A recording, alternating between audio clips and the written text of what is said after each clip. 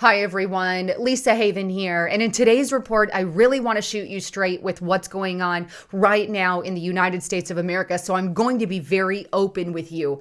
But as most of you are already well aware, if you're a Christian, a Trump supporter, a conservative, a libertarian, then you are already experiencing some level of censorship or persecution. And by the way, leave me a comment on that because I want to read through the comment section and see some of what you guys have already experienced. But in my report today, I am going to show you how what the Bible talked about is actually happening right now in the United States of America. And it's been happening on a global scale for quite some time, but now it's hit our very homeland. And Christians are now being called to be de-radicalized, as I'm going to show you in a moment.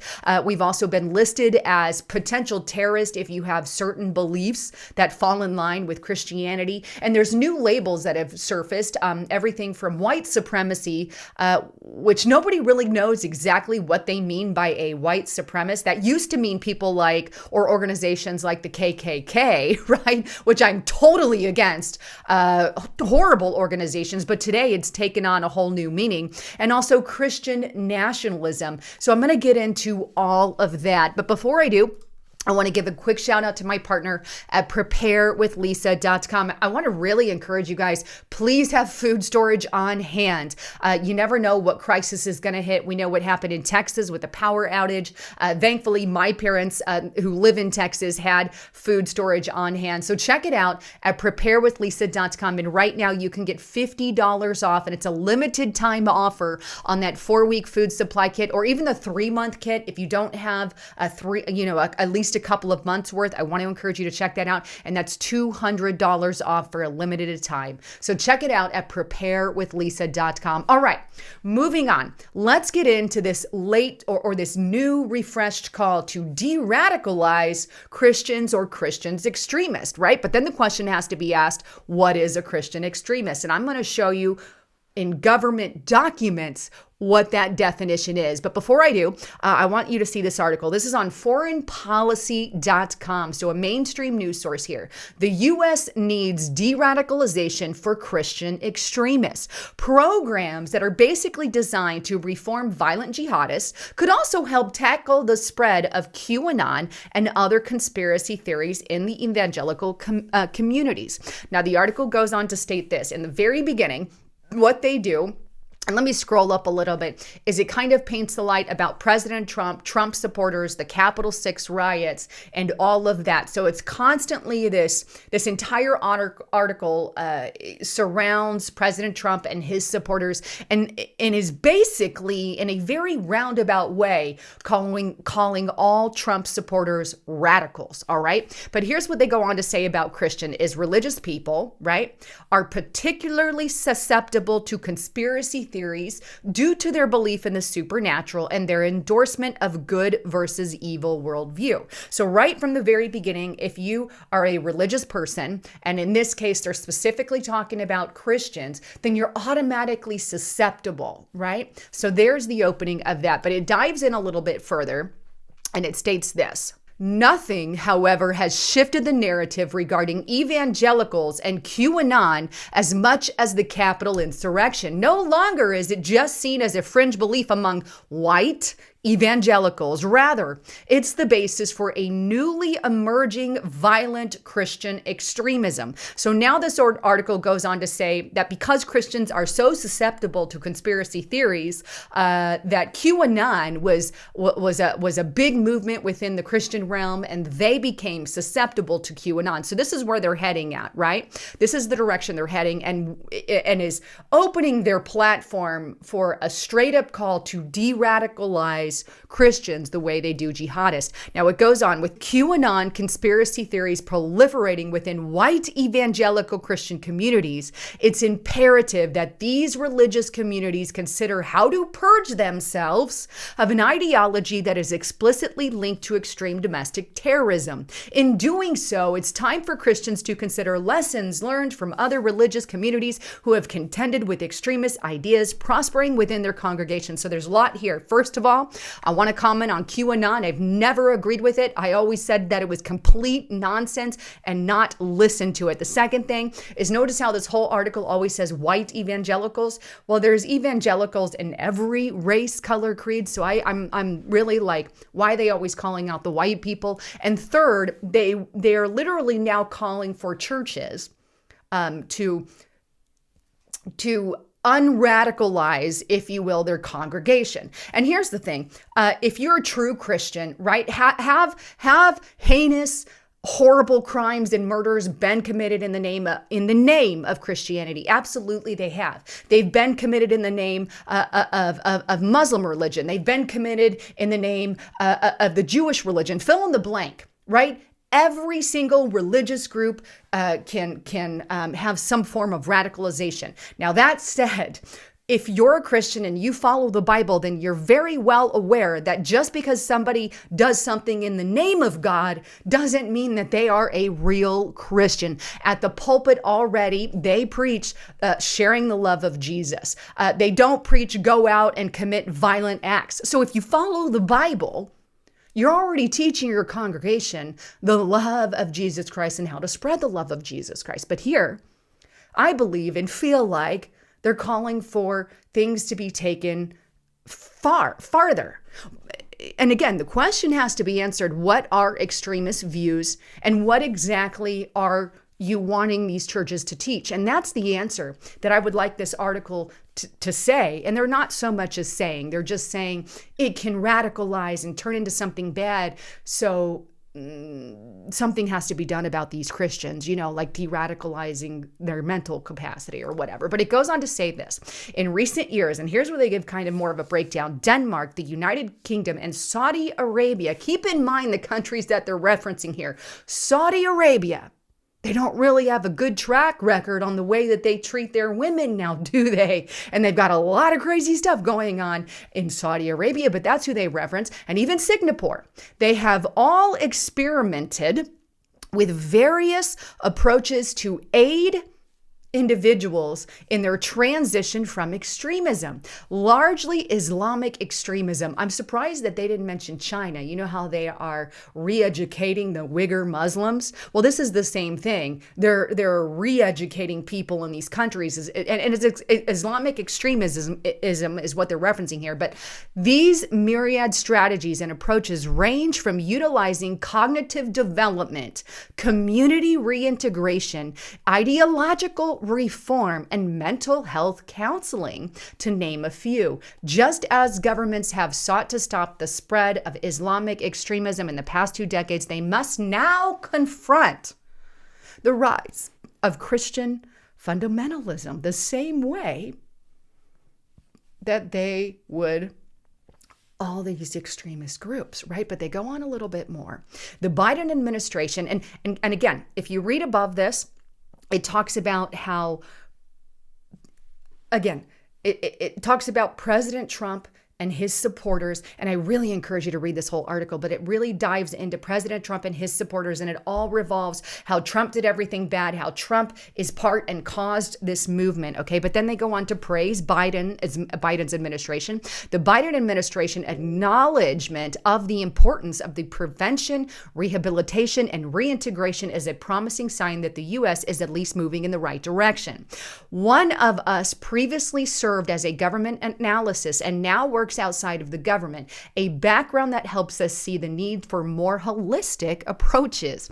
There is now a unique opportunity to readjust and offer new, innovative solutions to tackle domestic extremism in light of the changing threat to the environment. At present, a uniform, comprehensive de-radicalization program does not exist. In other words, they very clearly are wanting one to exist. And if they want one to exist, then what exactly does that look like? Right? Re-education camps of sorts for Christians or what? right? But I go on. But there are already organizations that have engaged with this issue. Organizations like Free Radicals Take Charge provide opportunities for individuals in and out of extremism to aid in diverting individuals from violent actions, drugs, and gangs. And initiatives like the American Muslims Against Terrorist and Extremist effort led by Muhammad shows that the importance of clergy and interfaith dialogue to combat extremism, and which will be helpful in confronting domestic extremism. And then it closes with this: as the U.S. government seeks to come up with the best approach for de-radicalization programs. Are they in the process of looking into that? Officials should learn from efforts that are already working, which are primarily based in cities that can be applied specifically to rural communities. Now, if you think it's just the one article, check out this Business Insider article. Radicalized Christian nationalism is one of the biggest threats facing the U.S. Christian leaders, and they need to root the extremism from their communities. And notice the date on this, March 24th, 2021. Both this article and the prior article were both written in March. But the question needs to be asked then: what exactly is a radicalized Christian or a Christian extremist? What is it?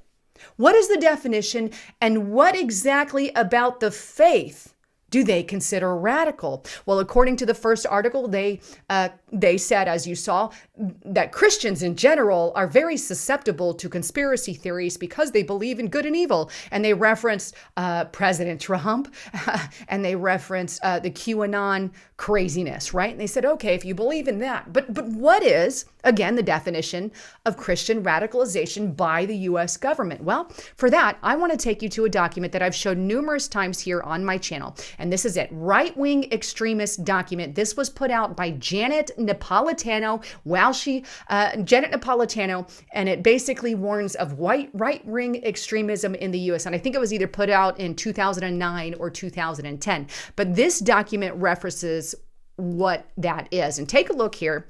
If you scroll down to the second page, it says, right-wing extremism in the United States can be broadly divided into these groups, movements, and adherents that are primarily hate-oriented, based on hatred of particularly religious, racial, or ethnic groups. And those are mainly anti-government, those who reject federal authority in favor of state or local authority. What's wrong with wanting more power to the state? But I digress.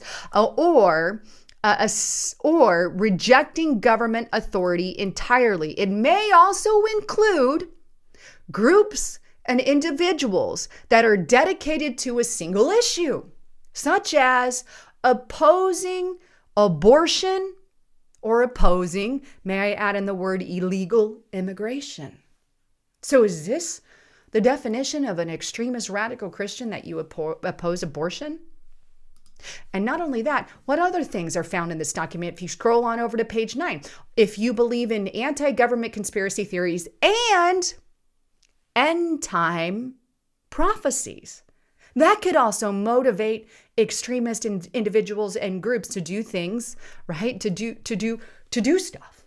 That's according to this government document here, folks. And how about this? Also this is on page 6, fear of communist regimes and related conspiracy theories characterizing the government's role as either complicit in a foreign invasion or acquiescing to a one world government plan inspired by extremist members of the militia movement to target government and military facilities in the past. So if you believe in the one world government, end-time Bible prophecies, you're against abortion, then you could potentially be a radical extremist. Are these the views that they're wanting to de-radicalize Christians? In other words, that would call for, a rewriting of a lot of the Bible. That's in a document from a government report. But don't worry. There are many Christian organizations jumping on the bandwagon as well. Take a look at this. And by the way, I want to tell you guys, I am going to be and I've got to bring up this right here at a conference, Steve Quayle Virtual Online Conference, June 11th and 12th. It's not an in-person thing. It's all virtual. And I'm going to be really diving into detail on some of these government documents, and there's a lot of them, that exist, and how we went from deplorables to racist and xenophobics to white supremacists to terrorists in the matter of months. And I'm really going to dive into it in this Extinction Protocol event. So check it out at gen6.com. All right, so back to this article. There's Christians jumping in.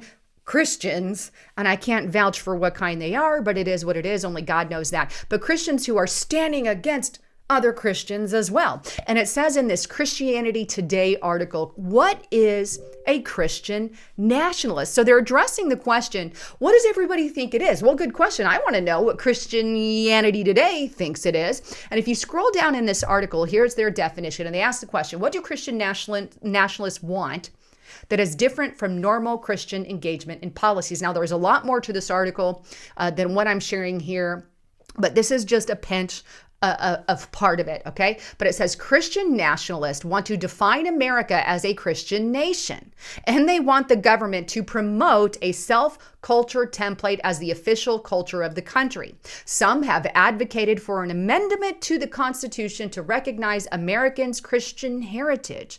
Others reinstituted prayer in public schools. Some work to enshrine a Christian nationalist interpretation of American history in the school curriculum, including that America has a special relationship with God or has been chosen by him to carry out a special mission on earth. Other advocate for immigration restrictions specifically to prevent a change to the American religious and ethnical demographics. I've never heard of such a thing. Or change to the American culture. I've never heard of anybody talk about that, but I digress. Some want to empower the government to take a stronger action against, right, circumscribed immoral behavior. So you could be a Christian nationalist if you want the government to take a stronger action against immoral behavior. If you believe that Christian was that America was founded on a Christian heritage, there is a lot of Christians in the founding fathers' documents, and not to mention statements by them stating stuff like that. And if you want prayer in the school, right, these kinds of things. Wait, what? Yeah. Now, there's other things that they add in, like this whole wanting your country, one particular race, religion, and that's not what God is about. God loves all people of colors, race, and creeds, and God also gave us the freedom of choice. That's a biblical principle. So there's some twisted stuff in here, but there's also stuff that draws a very thin line. There's nothing... I mean, requesting prayer in schools? I mean, this is crazy. But don't worry, there's pastors all across the country who have signed on against this kind of mentality, evangelical statement condemning Christian nationalism role in the January 6th insurrection. Everybody's against what happened at January 6th, right? But they throw a little more into it, and there's 500 pastors who have now signed on to this thing. Maybe that's why membership in churches is plummeting. You can see red state, loss of faith. American church membership plummets. And you can also see fewer than 50% of Americans have formal church membership for the first time in 80 years. Well, I don't blame a lot of people anymore because there's a lot of crazy stuff happening in the churches. And again, I bring up Luke, you will be dragged to synagogues and prisons for his name's sake. Now, I don't know. Nobody knows when end time prophecy will officially happen. We can just look at the things that are happening around us, right? But it's a really thin line between Christian extremism, Christian radicalization, Christian nationalism. There's a lot of just regular biblical principles in all of that.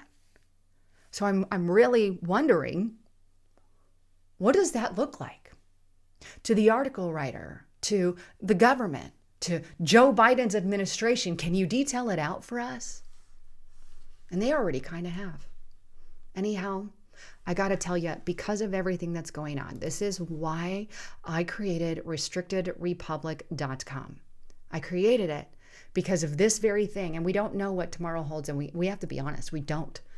And I don't know how much longer we're going to be on these alternative platforms. I hate to say it. It shouldn't matter what your religion or political view is. You should be allowed to have free speech. I don't care if you're a Muslim, a Jew, a Christian, none of it.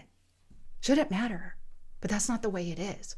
But anyhow, if you want to check out restrictedrepublic.com right now, I'll tell you what, we're doing it for $1. This is the last week I'm really going to offer this.